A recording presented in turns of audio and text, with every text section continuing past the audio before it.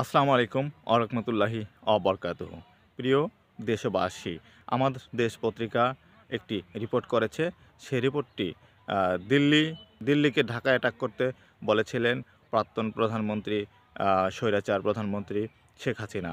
তিনি যখন 5ই আগস্টে পালিয়ে যান তখন দিল্লিকে তিনি বলেছিলেন ঢাকাকে অ্যাটাক করে শেখ হাসিনাকে যেন ক্ষমতায় রাখা হয়, কিন্তু দিল্লি এতে অস্বীকার জানায় এবং শেখ হাসিনাকে কোনোভাবেই তারা সাহায্য করতে পারবে না, এমনটিই বরাত দিয়ে আমার দেশ পত্রিকা এই রিপোর্টটি করেছে। এই রিপোর্টটি অত্যন্ত গুরুত্বপূর্ণ এবং যে জুলাই গণহত্যার বিপ্লব ঘটেছিল সেই গণহত্যার দায় শেখ হাসিনা এড়াতে পারে না। তাই দিল্লিকে তিনি বারবার বলেছিলেন যে আমাকে ক্ষমতা রাখেন, এবং ফোন করে দোভাল ঘোষ নামে একজন লোক রয়েছে, তিনি অস্বীকার জানিয়েছিলেন, ফোন করেছিলেন যে আমাকে বাঁচান, কিন্তু সে বাঁচাতে পারেনি।